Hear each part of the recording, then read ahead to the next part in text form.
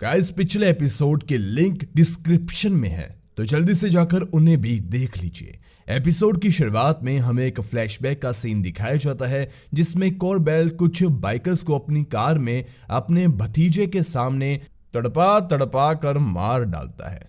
जिसके बाद कहानी प्रेजेंट में आती है जहां कॉर्बेल की वाइफ उससे उस काम के बारे में पूछती है जिसके लिए उसे फ्यूचर से पैसा ट्रांसफर किया गया था। हालांकि कॉर्बेल भी नहीं समझ पा रहा था कि वो आखिर क्या करे, इसलिए उसकी वाइफ उसे सलाह देती है कि पहले उसे फ्लिन और बार्टन के बारे में पता करना चाहिए। आखिर उन्होंने ऐसा कौन सा पाप किया है कि उनके जान के बदले उसे इतनी बड़ी रकम दी जा रही है। यहां वो कॉर्बेल से बताती है कि उसके भतीजे जेस्पर की वाइफ विली फ्लिन की काफी अच्छी दोस्त है, जिस वजह से जेस्पर फायदा उठाकर इस चीज का पता लगा सकता है। इसलिए कॉर्बेल को यह काम जेस्पर को दे देना चाहिए, जिस बात पर कॉर्बेल भी एग्री करता है। दूसरी तरफ हम फ्लिन को देखते हैं जो कि अपनी मॉम को न्यूज़पेपर पढ़ता देख काफी खुश होती है। इसके बाद फ्लिन विली से मिलने के लिए जाती है जहां वो उसे बातों ही बातों में सब कुछ बता देती है, मतलब कि जो भी अजीब चीजें उसके साथ पिछले कुछ दिनों में घटी हैं। फिर यहां से फ्लिन सीधा अपनी शॉप में जाती है जहां पर उसका भाई बार्टन गन्स वगैरह लोड कर रहा होता है। तो फ्लिन उसे कहती है कि इससे शॉप का मालिक उन पर गन्स अंदर लाने के लिए गुस्सा करेगा, जिस पर बार्टन फ्लिन से कहता है कि उसने ये शॉप खरीद ली है, जिस वजह से वो यहाँ जो भी चाहे वो कर सकता है। अब यहाँ फ्लिन बार्टन पर गुस्सा करती है, आखिर कोई चीज करने से पहले वह उससे शेयर क्यों नहीं करता है। तो बार्टन चिढ़कर उसे जवाब देता है कि वो आगे से जो भी करेगा वो उससे पूछ कर ही करेगा। तभी वहां कॉर्नर आ जाता है तो बार्टन उसे शॉप के अंदर तक छोड़ने जाता है, जिसके बाद वो फ्लिन को भी घर छोड़ने के लिए निकलता है। जिस दौरान वो फ्लिन से कहता है कि अब हमें इस बारे में एक कहानी बनानी होगी जो कि हम हर किसी को सुना सके। यहाँ फ्लिन बार्टन से बताती है कि उसने सब कुछ ऑलरेडी अपनी दोस्त विली से कह दिया है, जिस बात पर फ्लिन भड़क उठता है। वो उसे बताता है कि विली का हस्बैंड जेस्पर कॉर्बेल का भतीजा है और अगर कॉर्बेल को इसकी भनक भी लग गई तो हम बहुत बड़ी मुसीबत में पड़ सकते हैं।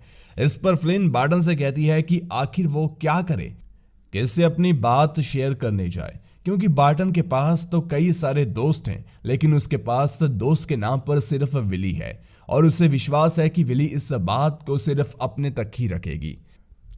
अब अगले सीन में हम फ्यूचर का समय देखते हैं। यहाँ वुल्फ लीव से मिलने के लिए आया होता है। यहाँ हम फ्लिन के अवतार को एक ताबूत में बंद देखते हैं। दरअसल ये अवतार फ्यूचर में एक रोबोट की तरह है जिन्हें स्टब नाम से बुलाया जाता है।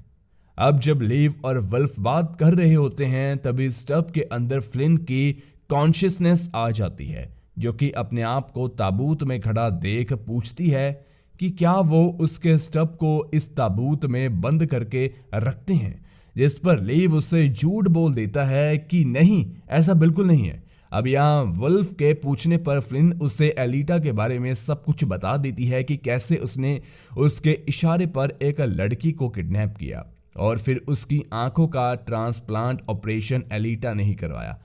और इतना भी जब काफी नहीं था तो एलिटा उसे मरता छोड़कर वहां से भाग गई। अब फ्लिन लीव से कहती है कि उन्हें उस लड़की का पता लगाना चाहिए जिसे एलिटा ने किडनैप करवाया था। इस पर वुल्फ उससे बताता है कि वो लड़की असल में एलिटा की ही कलीग थी। इस बीच वहां लीव के लिए काम करने वाली ऐश फ्लिन से कॉर्बेल के बारे में पूछती है क्योंकि उसे किसी ने फ्यूचर से फ्लिन को मारने के लिए हायर किया है। जिस बात को सुनकर फ्लिन कहती है कि वो 1 घंटे बाद वापस से लौटेगी, तब तक वो लोग एलिटा के बारे में और चीजें पता लगाएं।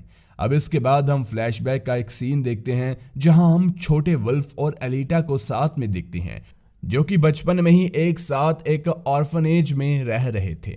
यहाँ एक कपल एलिटा को अडॉप्ट करना चाहता था, लेकिन एलिटा चाहती थी कि वो लोग उसके साथ साथ वुल्फ को भी अडॉप्ट कर लें ताकि वो दोनों साथ में भाई बहन की तरह रह सके, जिस वजह से आखिर में वो कपल दोनों ही बच्चों को अडॉप्ट कर लेते हैं। जिसके बाद कहानी फिर से प्रेजेंट में आती है। यहाँ वुल्फ अपनी मॉम से एलिटा के बारे में पूछता है।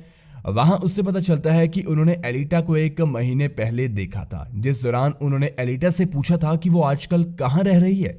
इस पर एलिटा उनसे कहती है कि जहां आखिरी बार लंदन में बर्फ गिरी थी। दरअसल एलिटा को पहेलियों में बात करना पसंद था, इसलिए उसने ये पहेली एक क्लू के तौर पर छोड़ी थी, जिसका मतलब ना तो मॉम को समझ आया और ना ही वल्फ को। दूसरी तरफ फ्लिन बार्टन से बताती है कि कॉर्बल को किसी ने फ्यूचर से उन्हें मारने के लिए हायर किया है।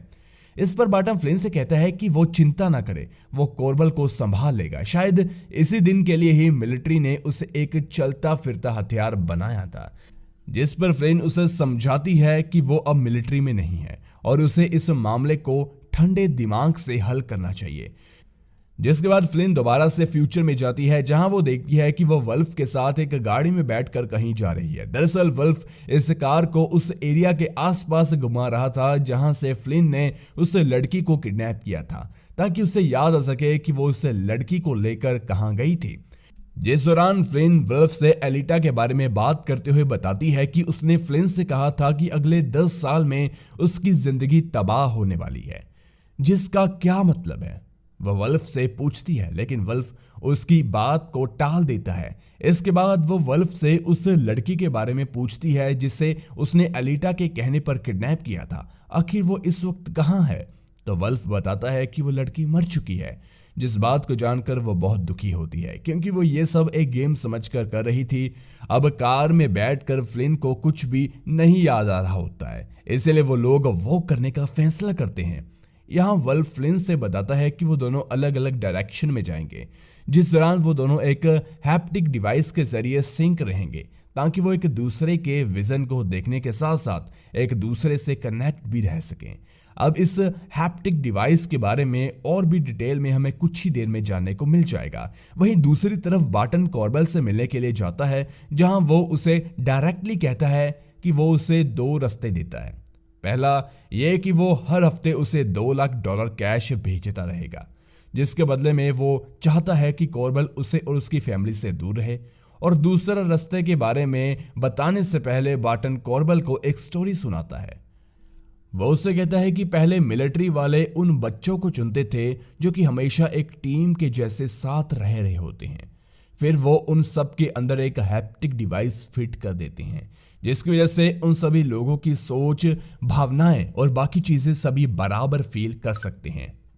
यहां तक कि दूसरा इंसान क्या देख रहा है वो ये भी देख सकते हैं, जैसे कि मानो 2 या उससे ज्यादा आत्माएं एक हो गई हैं और इसी तरह की डिवाइस उसके भी हाथ में लगी हुई है, जिस वजह से उसके एक इशारे पर कॉर्बल की जान भी जा सकती है। यहां कॉर्बल को डराने के लिए वो उसके पास रखे एक ग्लास पर शूट करता है, जिसकी वजह से कॉर्बल उसकी पहली शर्त को मान लेता है और दोनों हाथ मिलाते हैं। यहां उन्हें टॉमी ऐसा करते देख लेता है। इधर फ्यूचर में डैनियल को हम उस लेडी के साथ देखते हैं जिसके लिए वो काम करता था। यहां हम जान पाते हैं कि इस डॉक्टर का नाम डॉक्टर नूलद है, जो कि डैनियल को जल्द से जल्द फ्लिन को खत्म करने के लिए कहती है, जिस पर डैनियल उसे बताता है कि उसे छानबीन से पता चला है कि एलिटा और ग्रेस रूममेट रह चुकी हैं। यहाँ नूलद डैनियल से कहती है कि वो ग्रेस को संभाल लेगी। साथ ही वो डैनियल को भी डराती है कि अगर उसने जल्दी से काम खत्म नहीं किया तो वो उसकी जिंदगी को खत्म करने में देर नहीं लगाएगी।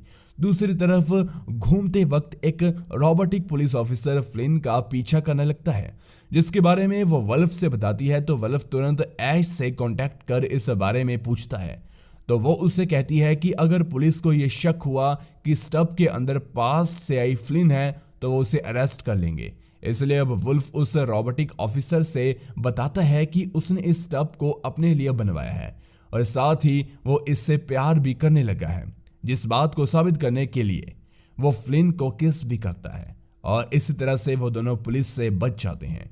इधर नूलद ग्रेस को मिलने के लिए बुलाती है।